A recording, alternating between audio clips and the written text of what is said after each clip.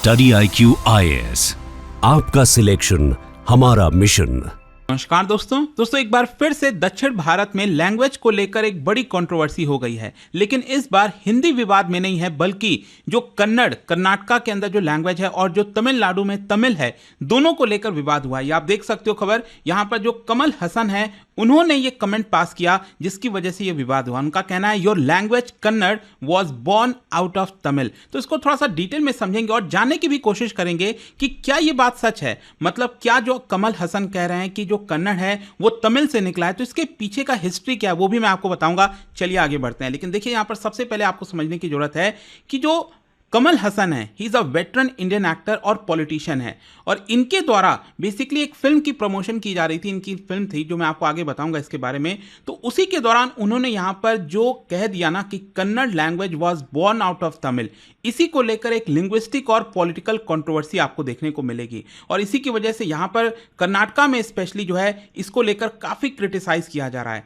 यहां पर जो पॉलिटिकल लीडर्स हैं, लिंग्विस्टिक स्कॉलर्स हैं, प्रो कन्नड़ जो एक्टिविस्ट हैं, वो इस रिमार्क को कंडेम कर रहे हैं और उनका कहना है कि it is factually incorrect, culturally insensitive and offensive to Kannada pride. जो कन्नड़ प्राइड है कर्नाटका के अंदर जो लोग हैं वो इससे हर्ट हुए हैं, ऐसा यहां पर कई लोगों का कहना है। तो क्वेश्चन अब यहां पर सबसे पहले ये आता है कि कमल हसन ने क्या कहा और किस कॉन्टेक्स्ट में कहा, कहां पर यह चीज कही। देखिए, जैसा मैं आपको बता रहा था कि वो एक फिल्म को लेकर चेन्नई में प्रमोशन कर रहे थे। आप देख सकते हो यहां पर पिक्चर जो है, और उनकी जो फिल्म है ठग लाइफ, और उसका ऑडियो लॉन्च था। बेसिकली इस फिल्म का ऑडियो लॉन्च था, और इस ऑडियो लॉन्च के दौरान देखिए उन्होंने कहा, तमिल में कहा, उइरे उर्वे तमीजे। आई एम सॉरी, थोड़ा सा आई एम श्योर कि जो प्रोनाउंसिएशन है वो सही नहीं होगा, लेकिन इसका बेसिक अर्थ ये होता है कि my life and my soul is Tamil. तो उसके बाद उन्होंने कहा योर लैंग्वेज, बेसिकली वो कन्नड़ को कह रहे थे that your language was born out of Tamil, so you too are included. तो आपको भी प्राइड लेना चाहिए। अब देखिए यहां पर उन्होंने किसकी तरफ इशारा किया। अगर आप कमल हसन के बगल में देखेंगे ना, तो यहां पर यह भी एक कन्नड़ सुपरस्टार हैं शिवराज कुमार, और उनको एज अ गेस्ट बुलाया गया था। तो इसकी वजह से यहां पर उन्होंने इनकी तरफ इशारा करते हुए कहा, शिवराज कुमार की तरफ से, कि योर लैंग्वेज, क्योंकि ये कर्नाटका से हैं, कन्नड़ लैंग्वेज है, so your language Kannada was born out of Tamil, so you too are included. तो आई होप कि ये कॉन्टेक्स्ट आपको यहां पर समझ में आया होगा। लेकिन इसका इमीडिएट रिएक्शन आपको कर्नाटका से देखने को मिलेगा।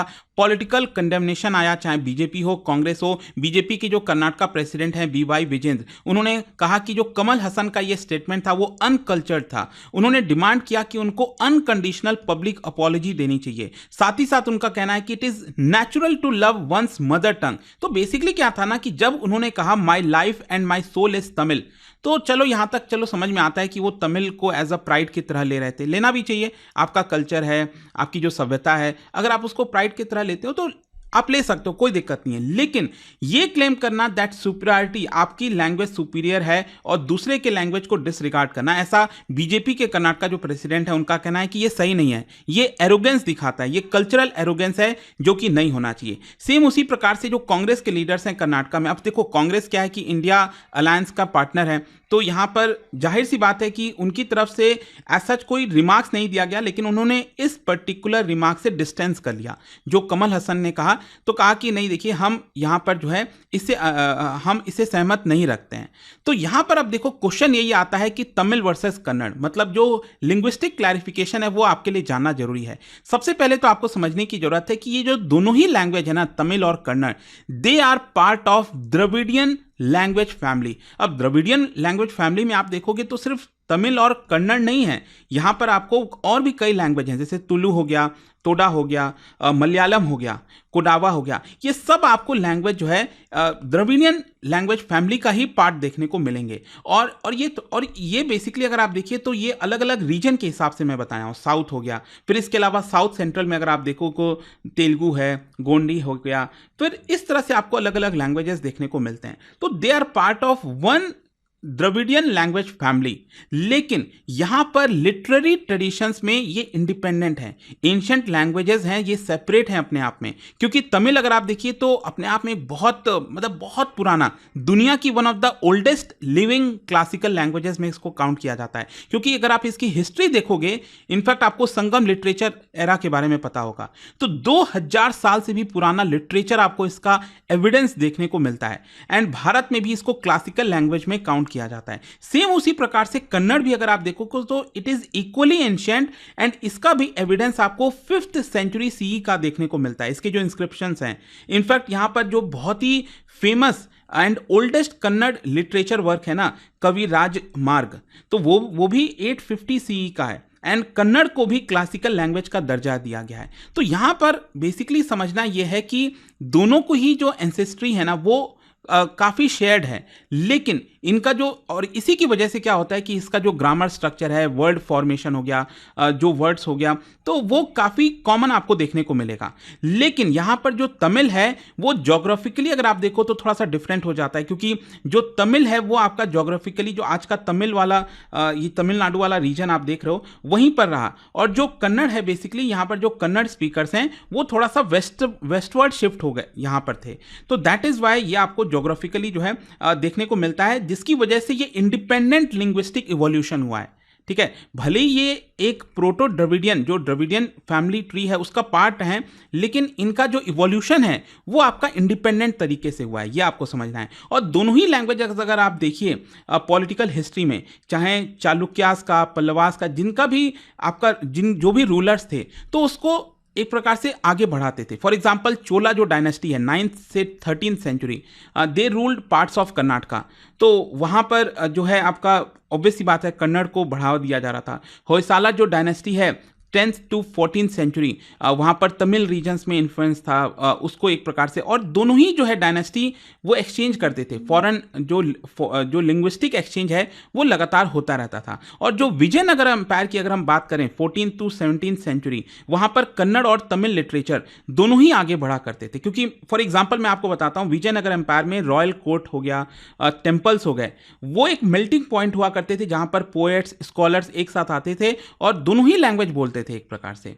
तो ये शेयर्ड हिस्ट्री का पार्ट रहा है। और देखो जो लिंग्विस्टिक्स है ना, जो बेसिकली एक्सपर्ट्स हैं, वो एग्री करते हैं कि तमिल और कन्नड़ एक कॉमन प्रोटो द्रविडियन का रूट रहे हैं, लेकिन थाउजेंड्स ऑफ ईयर से वो डाइवर्ज हो गए हैं, मतलब उनका डेवलपमेंट इंडिपेंडेंट हुआ है।